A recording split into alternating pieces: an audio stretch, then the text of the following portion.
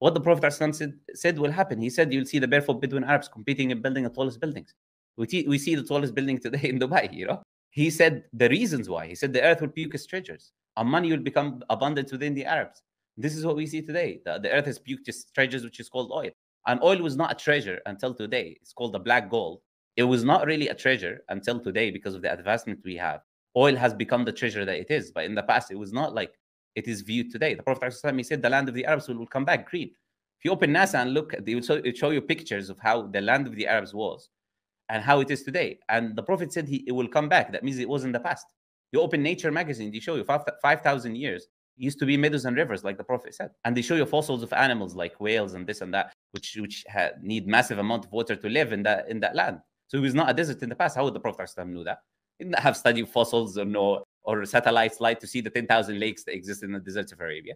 Nor could he access the future or know what will happen. Prophet said the Usurian interest will be widespread. That even Muslims, they're trying to avoid it, they will still be affected by his dust. Now, Usurian interest, by the way, cannot widespread unless you have a paper currency. Because in order for you to have Usurian interest on a massive scale, you need a lot of gold and silver to lend.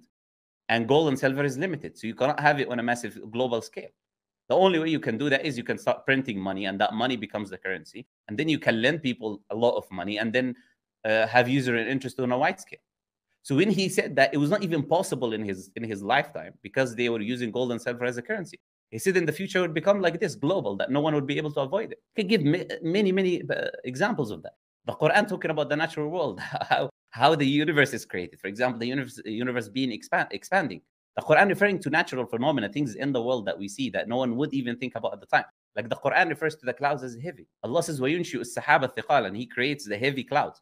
Anyone who is just making up information from his mind, he looks at the cloud, he says, look, this is very light.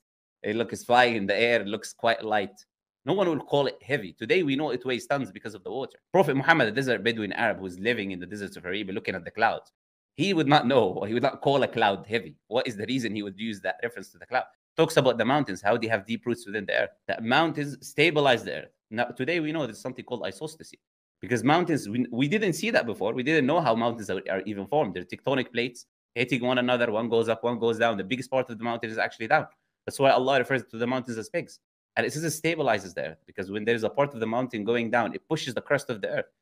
And when you push the crust, there is less movement and there is less collisions of tectonic plates. Therefore, there's less earthquakes. How would Prophet Muhammad know any of this information, that the mountain stabilizes the earth or it has deep roots or any of this? The Prophet, the Quran speaks about history that was not known. It was not in the Bible. It was not known, written, or any books. For example, like that Pharaoh claimed to be God. This is not in the Bible. Is nowhere else in other scriptures. The Pharaoh at the time of Moses. Today we know that Ramses II, who was the Pharaoh at the time of Moses, claimed to be God. How do we know?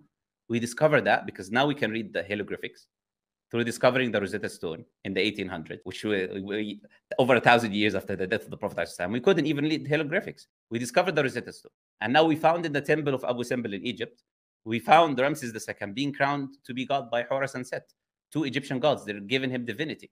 We found an artifact there and we read this information. How would the Prophet Muhammad do it when they could not even read hieroglyphics at the time? Look, by the way, I can stay now for 2-3 hours giving you evidences for why Islam is the truth.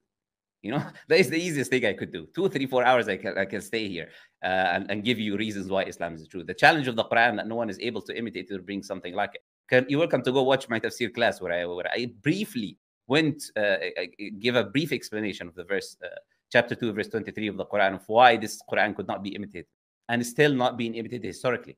Even though they have ChatGPT language and all of this nonsense, they're still not able to imitate the Quran or bring anything like it. So when we say you cannot compare everything I just said to your Santa Claus, an imaginary character, I'm saying that for a reason. It's because this is an evidence-based faith.